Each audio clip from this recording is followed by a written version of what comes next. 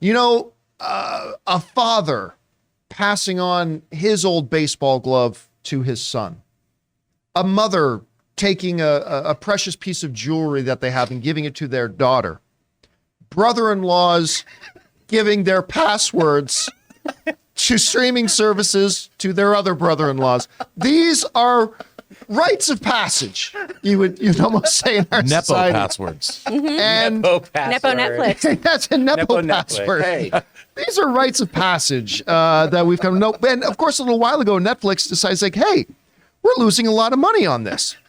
We really shouldn't let people do this. And if you're going to have our service, you should have your own account. So a little while ago, Netflix announced that they're going to be cracking down on password sharing. And as a result of that, they implemented some new things like, hey, you can still be the primary password holder. And for like, what was it? $3 a month, $4 a month, whatever. You can add additional people to your account. So it's much cheaper. People get their own account, all that kind of stuff. But the question has been, how? How is Netflix going to crack down, and when are they going to start doing it? Well, Netflix apparently has put out some of the overall guidelines about how they're actually going to be going about cracking down and what they're going to be requiring people to do. Now, our own Chris Carr, the on-the-beat journalist that she is, she has been reading and researching this. So, Chris, what's the basic idea here? How is Netflix going to be implementing these new crackdown on password sharing rules? Well, the first thing is that you are not going to be automatically charged if you are on somebody else's account. You or the account holder aren't going to get that fee right now. They're doing this in a kinder, gentler way, which, sorry, Hayden, I might have booted you off too soon, buddy. I'm not a nice sister. But basically, everything's going to be done by your IP address, right? So it's kind of the sort of thing that you look at with VPNs of if you have a certain IP address, you only get access to certain Netflix shows, right? Based on your country or based where you are. Same thing with your accounts themselves. They're going to be linked to your IP address, to your specific Wi-Fi, and that way you can log in. Now, there are workarounds for this too, because obviously traveling would be an issue here. If you're on the road, you want to watch Netflix, but you're not in your own home, that would be an issue. Basically, what you're going to do then is it requires a temporary code from the service when signing in that'll give you access to your account for 7 consecutive days. So there are a couple different hoops you have to jump through now, but this is how I was Netflix hoping is there doing wouldn't be any things. math. Yeah. There's going to be some math, unfortunately. And everyone in this room is too pretty to do it, but that's okay. We're going to figure it out together. It's that new math. It's the new math. So you're going to also have to sign into your Wi-Fi at least every 31 days on a device to make it trusted. Oh, my God. I know. The inhumanity of it all. This is the worst thing that could have ever happened to men. This is It's 2004? horrible. What is this? The dark ages. So you're just going to log in periodically to get it to work. So again, this isn't going to immediately boot everyone off of there. This is a very cautious first step. And it makes sense because going, I think, full hog on doing the everyone's cut off, going the Chris Carr method, if you will, that would, I think, lead to a max exodus here. So I'm sure they're doing this so it is that kind of petering off to get people used to not being able to share accounts and also ushering in all these ad tiers as well. Right. You know what? It's been funny to me during this whole process, seeing people say, well, if they won't let me steal Netflix, I'm not going to use Netflix. When, like, what do you think? Like, oh no, you're not going to be able to steal our stuff. You're not going to, like, you weren't a member anyway. We were actually losing money from you stealing the things. I mean, look. Stealing is such a harsh word. I mean, stealing, what word would you use, Ray? Borrowing. Accidentally finding, discovering Netflix. I don't know. Stay strong, Hayden.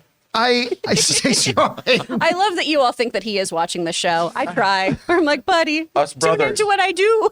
Us brothers are going to get our streaming.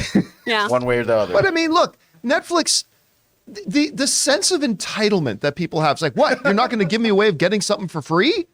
What? This is an outrage. It's so ridiculous. Look, cracking down on password sharing is not going to be an easy thing. And I'm sure there are going to be bumps along the way. And I'm sure we're going to be able to come up with scenarios. Well, what if I'm dog sledding through Antarctica? Right? I mean, yes, I'm sure we're going to be able to. That's how Ray finds Netflix. That's Ray will somehow find a way. Hey, Ratu, let me borrow your Netflix account. That's what he'll do. So, like, no, we can always come up with a scenario, some weird scenario. What happens if I'm on a 7-day train ride from what? Well, you know what? For that day you might be inconvenienced, but we'll always be able to come up with these radical, weird scenarios where maybe it won't work. And listen, there'll probably be some very real practical ones that won't work either. And Netflix is going to have to, adjust, game change a little bit, figure it out, learn as they go. But I mean, come on, if you got 1 ounce of common sense, you know that Netflix had to start cracking down on password sharing. Like, they create a product and they pour billions of dollars into it for people to pay to consume. And when people find ways to subvert that system and get around and being able to consume the content without paying for it, that, hurts what they're trying to do. So it's not this weird thing that some people make it out to be. Yes, there are going to be bumps. Yes, they're going to have to try to iron this out as quickly as they can. Will the system be perfect? Probably not.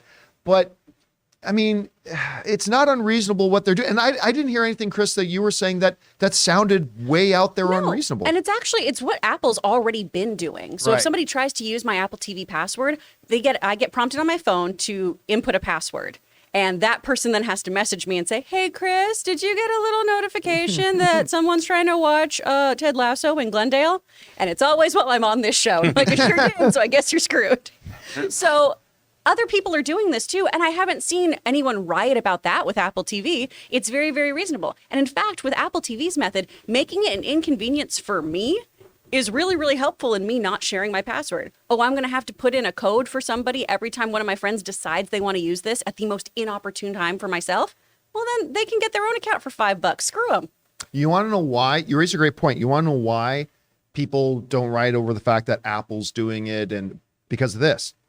Because they've been doing it to Netflix for a decade. Yeah. Because there's so many more Netflix subscribers than Apple TV Plus subscribers. And Netflix has been around a lot longer. And the long storied tradition of Ray Ora lifting people's passwords to their streaming services, they hasn't had that with Apple yet. So I don't know. Guys, we want to take a second to thank a sponsor of this video, Fume. Be smart. Don't start. Kick the habit. Put it out before it puts you out. All phrases we've heard 100 times, and yet we still continue to have bad habits. Today's sponsor, Fume, is on a mission to accelerate humanity's breakup from the bad habits that consume far too many of us. Fume is a natural diffusive device that uses plants and behavioral science to help you trade out your negative habit for a positive one. You see, Fume is not a vape. It's a non-electronic device designed to transform your negative habits. Because instead of pods filled with potentially harmful chemicals like a vape, Fume uses cores infused with plants like peppermint and cinnamon for delicious natural flavors. And Fume's new version 2 model is snappy and tactile. With an adjustable airflow dial and a magnetic end cap, your fingers will always have something to do. The device itself is really attractive, and once I popped in the core and took my first inhale of it, it tasted fantastic. Guys, the easiest way to stop a bad habit is to switch to a positive one, and Fume is designed to perfectly do just that. So head over to tryfume.com and use the promo code Campea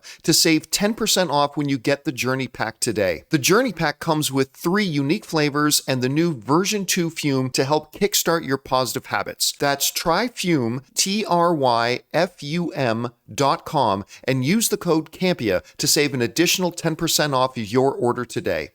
Rob, you hear the breakdown. How does this all sound to you? Look, I think they're being more than generous. They could have just cut people off and said, that's it. Done. I mean, like you've said, John, and I think in the digital age, one of the real problems was we first saw it with music. You know, when Napster came along and everybody God, how much did we love Napster when it first came out? Yeah, we did. But everybody, like the actual, no one ever thought that, wow, there's studio time and there's engineer costs and there's a lot of money that is spent to make this music, hiring the session musicians to play. And suddenly it's like, but it's free because it's in the form of a file. If it's a file, I should just be able to download it. And if it's on my TV and I hit click, it should just play for me. And I think I think that's been detrimental.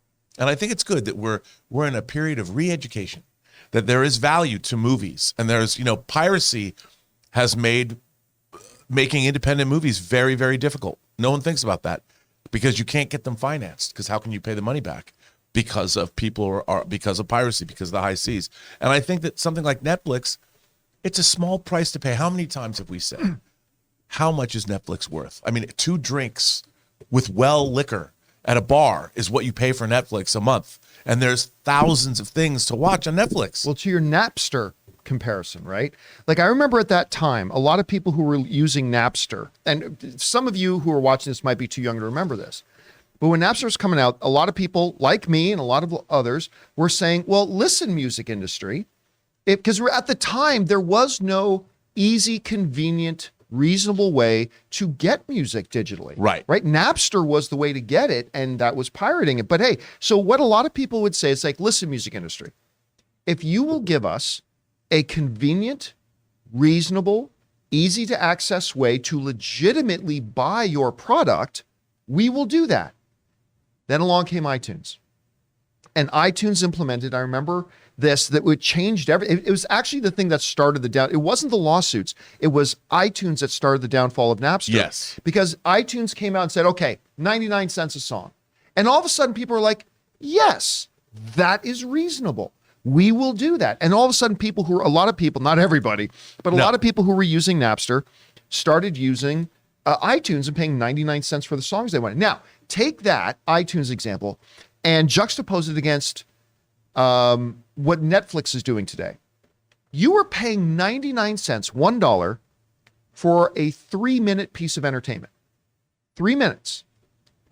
You're paying $17 a month for untold hours of entertainment. So, I mean, the scale of bang for your buck as far as digital entertainment per dollar has leaned a lot more towards the consumer these days. Now, look, yes, I get it. But John, if you start adding up the price of all the streaming services, it becomes difficult to afford. I completely agree. But then it becomes like a choice of anything else. Listen, I love all sports cars. I don't really love all sports cars, but if I did, I love all sports cars. But man, I can't afford to have a Maserati and a Ferrari and a Corvette. Well, bitch, then don't own a Maserati and a Corvette and a Ferrari, just like everybody else. I don't know. Well, if you think about, just take the MCU.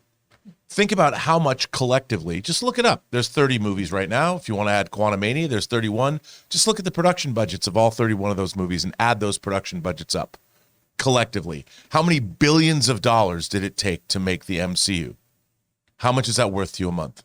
Just having those 31 movies available to you, is it worth $5 if you watch them based on how many billions were spent? I mean, if you look at Netflix, if you collectively tried to calculate the hundreds, I would imagine hundreds of billions, if not trillions of dollars, maybe trillions is too much, but in terms of everything collectively that's available on Netflix, how much all that cost, all of that value you're getting for how much a month? Yeah. By the way, you missed an opportunity there to say that in a Dr. Evil voice. Anyway, guys, the question is for you. What do you think about this? We all knew it was going to be challenging for Netflix to implement a way that wasn't too harsh to start cracking down on the password sharing. What do you think about these steps that Chris was talking about? Do they sound reasonable right now? Is it at least a good start? Is it something that needs a lot of work? Whatever you guys think, jump down to the comments section below and let us know your thoughts.